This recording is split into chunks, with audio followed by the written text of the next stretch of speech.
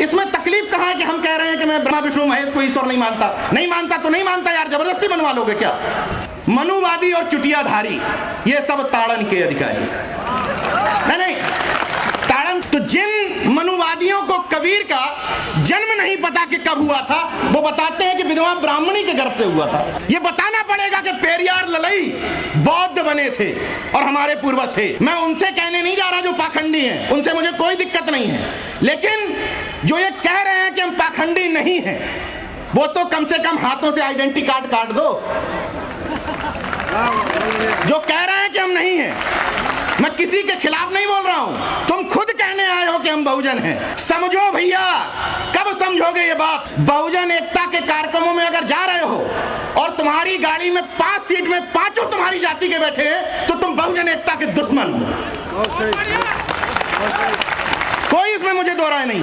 तुम्हारी भावनाएं तब जागरूक होती हैं कि आज मेरे महापुरुष, मेरे जाति के महापुरुष की जयंती है, तब मेरी भुजाएं फड़फड़ाने लगी कि अरे कहीं जयंती नहीं मन रही, तो तुम बहुजन एकता के दुश्मन हो। ओबीसी तो मूर्ख था, तो जो होशियार थे, जो 30 साल पहले बाबा साहब को समझ गए थे, वो खटीक में ट्रांसफर क्यों नहीं कर पाए अम्बेडकरवाद? वो पासियों में ट्रांसफर क्यों नहीं कर पाए अम्बेडकरवाद? हमारी गलती, हम तो मूर्ख थे, हम तो कावड़ हो रहे थे। कि जिन समाजों को आप पाखंडी कहते हैं, उन्हीं समाजों से मैं हजारों अम्बेडकरवादी तैयार कर सकता हूं, मेरा चैलेंज है ये। और ये कार्यक्रम इस बात का गवाह है। जब मन सजा हो प्रमोशन में रिजर्वेशन को लेकर, जब मन सजा हो स्कूलों के लिए, विद्यालय के लिए, आरक्षण के लिए, तो भले ही तुम्हारा विरोधी कार्यक्रम कर रहा हो, चुपचाप जाकर के बैठ जाओ, मुद्दे पर बैठ जाओ, मुद्दे पर सपोर्ट कर दो, बाकी फिर लड़ लो। कह दो भाई तुम्हारे यहाँ खाना खाने नहीं आएंगे, इतना बड़ा दिल हम नहीं दिखा सकते। जब मुद्दों की बात आ जाए तो उस भीड़ में बढ़ाने में शामिल हो जाओ। कि जिस मेरठ में ये बोल रहा हूं, ये धन सिंह कोतवाल की क्रांति की धरती है। जिस मेरठ में मैं बोल रहा हूं, ये माता दीन भंगी की क्रांति की धरती है। अभी मेरे बड़े भाई रतनलाल जी बोल रहे थे, तो मुझे भी इतिहास की बात याद आ गई कि जहां पर बोल रहा हूं, यहीं बगल में 1857 की क्रांति हुई थी, और वो क्रांति माता दीन भंगी की वजह से हुई थी, और वो क्रांति धन सिंह कोतवाल की वजह से हुई थी। तो हमें उस इतिहास को जानना चाहिए। ये मैदान इस बात का गवाह है कि हमारे इतिहास को दबाने की कोशिश की गई। तुम्हारा शिवाजी महान कैसे, तो उनके साथ एक जोड़ दिया गया कि दादाजी कोणदेव की वजह से महान, जबकि दादाजी कोणदेव का शिवाजी के जीवन में कोई योगदान नहीं। तुम्हारा चंद्रगुप्त मौर्य महान कैसे, तो जोड़ दिया एक चाणक्य नाम का कैरेक्टर, जबकि इतिहास में चाणक्य का कोई उल्लेख नहीं। कोई विदेशी जितने भी इतिहासकार आए उन्होंने कहीं उल्लेख नहीं किया। तुम्हारा कबीर इतना महान कैसे, तो जिन मनुवादियों को कबीर का जन्म नहीं पता कि कब हुआ था, वो बताते हैं कि विधवा ब्राह्मणी के गर्भ से हुआ था। जन्म की तिथि नहीं पता, विधवा ब्राह्मणी के गर्भ से हुआ था ये पता है। इसलिए इतिहास को चुस्त दुरुस्त करने की जरूरत है। और साथ ही साथ ये मेरठ वो धरती है जहां कभी सर छोटू राम की विचारधारा की वजह से चौधरी चरण सिंह और भारतीय किसान यूनियन के लोगों ने कभी नफरतवादी राजनीति को, इशारों में समझिएगा, नफरतवादी एजेंडे को यहां पनपने नहीं दिया था। लेकिन नफरतवादियों ने एक झूठा बहुजनों के बीच में दंगा करवा करके उस यूनिटी को छीनने की कोशिश की। किसान आंदोलन में काफी हद तक वो दूरियां कम हुई हैं। यहां से शपथ लेकर के जाइए कि उन नफरत भारतीयों को पश्चिम उत्तर प्रदेश से उखाड़ फेंकेंगे। इतना तो कम से कम कर सकते हैं। ये बात बिल्कुल सही है कि हम लोग इन मंचों से ये नहीं तय कर सकते कि किसकी सरकार बनेगी, किसकी नहीं बनेगी, लेकिन इन मंचों से ये तो तय कर सकते हैं कि हमारे मुद्दों के आधार पर बनेगी, हमारी विचारधारा के आधार पर बनेगी। हम पार्टियां तय नहीं करते, लेकिन ये तो तय कर सकते हैं कि संसद में जाने वाला व्यक्ति अम्बेडकरवादी होगा, संसद में पहुंचने वाला व्यक्ति संविधानवादी होगा। ये तो तय किया जा सकता है। अगर बहुजन एकता हम चाहते हैं, तो जो चाहते हैं उनके लिए बता रहा हूं ये फॉर्मूला, कि अगर बहुजन एकता हम चाहते हैं तो हमें इन मंचों पर शिवदयाल चौरसिया को भी याद करना पड़ेगा, हमें इन मंचों पर संतराम बीए प्रजापति को भी याद करना पड़ेगा, हमें इन मंचों पर कर्पूरी ठाकुर को भी याद करना पड़ेगा। और अगर बाबा साहब को इसलिए याद कर रहे हैं कि उन्होंने 22 प्रतिज्ञाएं दिलवाई थी, तो सम्राट अशोक का कोई योगदान नहीं था क्या? क्यों हमारे नारों में सम्राट अशोक नहीं आते हैं? इस बात को बड़े दिल करके सोचिएगा। जिस तरीके से किसी भी जाति का व्यक्ति मंच में तलाशता है चुनाव के समय कि हमारी जाति का नेता कहां बैठा है, टॉर्च लगा के ढूंढता है, उसी तरह आपके नारों में बहुजन समाज तलाशता है कि हमारी हिस्सेदारी नारों में है या नहीं। अफसोस कि नहीं है। उस हिस्सेदारी को अपने नारों में लाना पड़ेगा। ये बताना पड़ेगा कि पेरियार ललई बौद्ध बने थे और हमारे पूर्वज थे। ये बताना पड़ेगा। ये बताना पड़ेगा कि ये मेरठ महाराज सिंह भारती की धरती है, जो यहां से सांसद भी रहे, एमएलसी भी रहे और अर्जक संघ के संस्थापकों में से एक थे। ये बताना पड़ेगा कि महाराज सिंह भारती जाट समाज से आने वाले वो सांसद थे जिन्होंने सदन में आज तक किसी सांसद ने नहीं बोला है। ये बड़ा दिल करके बताना पड़ेगा। महाराज सिंह भारती ने सदन में बोला था कि मेरे मरने के बाद इस सदन में मौन न रखा जाए, क्योंकि मैं आत्मा परमात्मा में भरोसा नहीं रखता। महाराज सिंह भारती ने अपने उनके यहाँ जो इस समय उनके नाती हैं, मेरे मित्र हैं मनीष भारती जी, वो कह के गए थे अपनी वसीयत में कि ना मुझे मेरे अस्थि कलशों को कहीं किया जाए, और हाँ एक बात और कह गए थे कि मेरे नाम के आगे स्वर्गीय ना लगाया जाए। ये जो डुअल माइंडसेट एजेंडा है ना कि बुद्ध भी रखे रहेंगे सजाने के लिए कि हम बौद्धिस्ट हो गए हैं और बगल में देवी देवता भी चलते रहेंगे, तो ये जो पॉपुलर पॉलिटिक्स वाला एजेंडा है इसको खत्म कर दीजिए। मैं उनसे कहने नहीं जा रहा जो पाखंडी हैं, उनसे मुझे कोई दिक्कत नहीं है, लेकिन जो ये कह रहे हैं कि हम पाखंडी नहीं हैं, वो तो कम से कम हाथों से आइडेंटिटी कार्ड काट दो। जो कह रहे हैं कि हम नहीं हैं, मैं किसी के खिलाफ नहीं बोल रहा हूं, तुम खुद कहने आए हो कि हम बहुजन हैं। अगर बहुजन हो, अगर बाबा साहब के अनुयायी हो, अगर सम्राट अशोक के अनुयायी हो, तो गले से और हाथों से आइडेंटिटी कार्ड खत्म कर दो। इतना तो किया जा सकता है।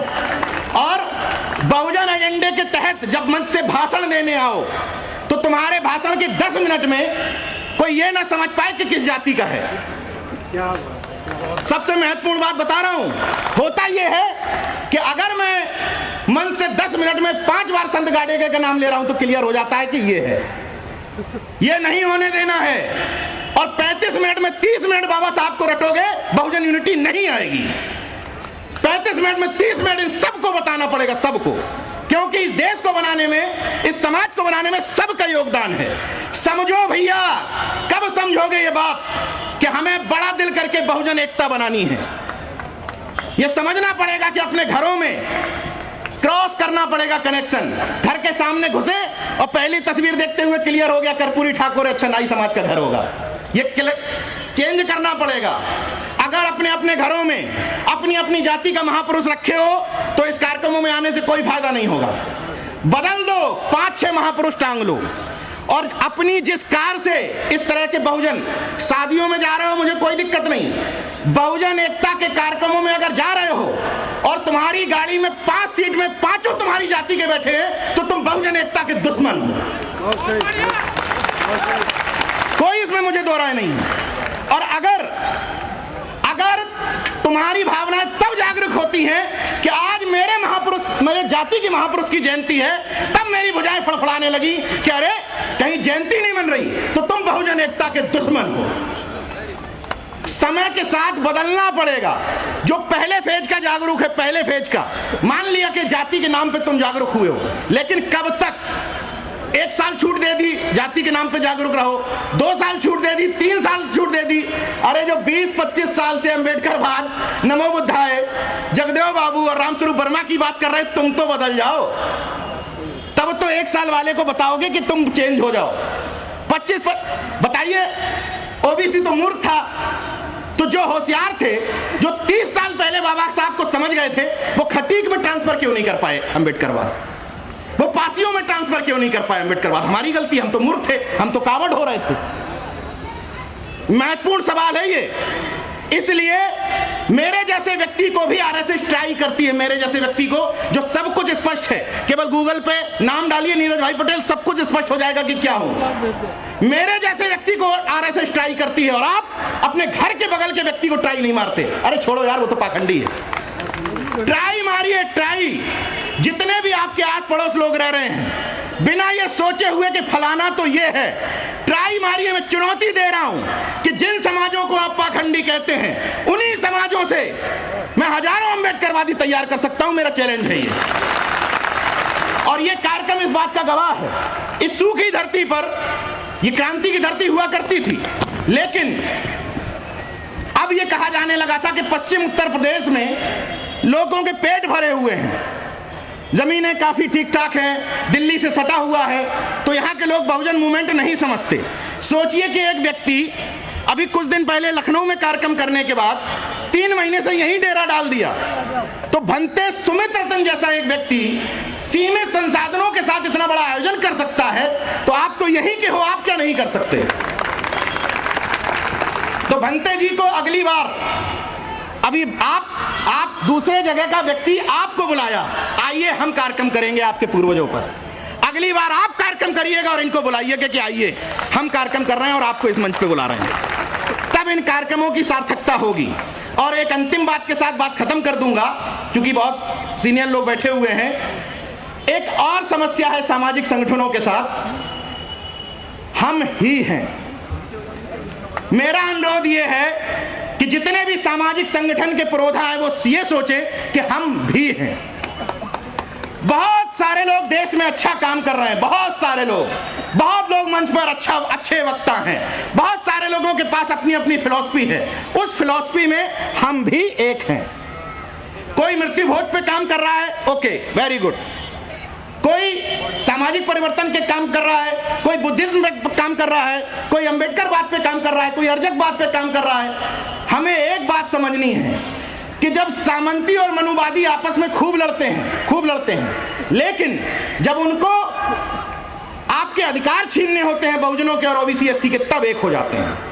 तो मैं आपसे ये अनुरोध करने आया हूं कि आपस में खूब झगड़ा कर लो, नाली का, खड़ंजा का, सब खूब झगड़ा कर लो, लेकिन जब मंच सजा हो जातिवार जनगणना को लेकर, जब मंच सजा हो प्रमोशन में रिजर्वेशन को लेकर, जब मंच सजा हो स्कूलों के लिए, विद्यालय के लिए, आरक्षण के लिए, तो भले ही तुम्हारा विरोधी कार्यक्रम कर रहा हो, चुपचाप जाकर के बैठ जाओ, मुद्दे पर बैठ जाओ, मुद्दे पर सपोर्ट कर दो, बाकी फिर लड़ लो। कह दो भाई तुम्हारे यहाँ खाना खाने नहीं आएंगे, इतना बड़ा दिल हम नहीं दिखा सकते, जो प्रैक्टिकल बात कर रहा हूं। लेकिन जब मुद्दों की बात आ जाए तो उस भीड़ में बढ़ाने में शामिल हो जाओ। और सामने वाला कहे भाई जय मूल निवासी, कोई तकलीफ नहीं, जय मूल निवासी, नमो बुद्धाय, नमो बुद्धाय, जय भीम, जय भीम, जय फातिमा, जय फातिमा। क्या दिक्कत है कि सामने वाला क्या कर रहा है?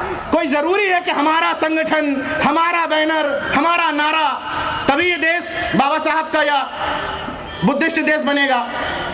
एजेंडा ये होना चाहिए कि तुम कुछ भी सामने से बोलोगे जो हमारी बहुजन एकता में शरीक होगा, हम वो इस तरफ से बोल देंगे। बस नफरत वाला, भ्रुक्ति तान करके दूसरे को चिढ़ाने वाला, सांप्रदायिक ताकत को बढ़ाने वाला जय जय श्री राम नहीं करेंगे। इतना तो तय करना पड़ेगा कि हम इस तरफ हैं और इस तरफ नहीं हैं। और इसीलिए राजेंद्र पाल गौतम जी जिस मंच पर हैं, उस मंच पर बगली में बैठे हैं, तो वहां से थोड़ी सी एनर्जी इस तरफ को आ रही थी, तो एक चीज याद आ गई। जैसे 22 प्रतिज्ञाओं की बात हुई, तो मैं सिंपल शब्दों में ये पूछना चाहता हूं कि भारत का संविधान धर्मनिरपेक्षता की बात करता है। उसका मतलब यह है कि किसी को शिवलिंग में भरोसा है, तुम्हारी इच्छा, कोई दिक्कत नहीं हमें। किसी को मस्जिद में भरोसा है, किसी को क्रिश्चियनिटी में भरोसा है, हमें कोई दिक्कत नहीं। किसी को बुद्धिज्म पे भरोसा है। वही भारत का संविधान हमारे जैसे लोगों को ये इजाजत देता है कि इसमें तकलीफ कहाँ है कि हम कह रहे हैं कि मैं ब्रह्मा विष्णु महेश को ईश्वर नहीं मानता। नहीं मानता तो नहीं मानता यार, जबरदस्ती बनवा लोगे क्या? ये तो हमारे व्यक्तिगत विषय है ना, ये तो हमारा निजी विषय है कि हम नहीं मानते। नहीं मानते तो नहीं मानते। उसी तरीके से अभी एक आया कि वो ताड़न का शब्द बदल दिया, खत्म कर रहा हूं। तो हम सब लोगों को उसी ताड़न का अर्थ जो इन्होंने बताया है, उसी ताड़न का अर्थ हम लोगों को भी लागू करते हुए कहना है कि सामंती, मनुवादी और चुटियाधारी ये सब ताड़न के अधिकारी नहीं। ताड़न का अर्थ क्या है? तो बस हम शिक्षा की बात कर रहे हैं, हम संवैधानिक लोग हैं, हम लोग संवैधानिक लोग हैं, हम लोग शिक्षा की ही बात कर रहे हैं। तो शिक्षा देना जरूरी है कि नहीं? तुम हमको क्यों दोगे, तुम हमसे बदले में भी लो। इन्हीं शब्दों के साथ बात खत्म करता हूं। नाक छोटी कर लीजिए, दिल बड़ा कर लीजिए, मुद्दों पर एकजुट हो जाइए, यूनिटी को बढ़ाने के लिए क्रॉस सेलेक्शन करिए, अंतरजातीय विवाह करिए। जिस तरीके से शिवाजी की मां जीजाबाई और उनके पिता शाहजी भोसले का अंतरजातीय विवाह हुआ था, तो शिवाजी जैसी संतान पैदा हुई थी। तो अगर अंतरजातीय विवाह करोगे, बहुजन एकता बनेगी और परम प्रतापी संतान भी जन्म लेगी। अपनी अंतिम शब्दों के साथ बात खत्म करूंगा। बंते जी के शब्द चुराते हुए उनके मुंह से बोल देता, अपने मुंह से बोल रहा हूं उनके शब्द, कि अभी तो परिंदे शुमार करना है, फिर हम बताएंगे कि किस किस पे वार करना है। अभी तो परिंदे शुमार करना है, फिर हम बताएंगे कि किस किस पे वार करना है। बड़ा गुरूर है सामंतियों तुझे, मगर हम बुद्धिवादियों को भी जिद है कि दरिया को पार करना है। जय विज्ञान, जय संविधान, नमो बुद्धाय, जय भीम, जय अर्जक, इनकलाब जिंदाबाद, उल गुलाम जिंदाबाद।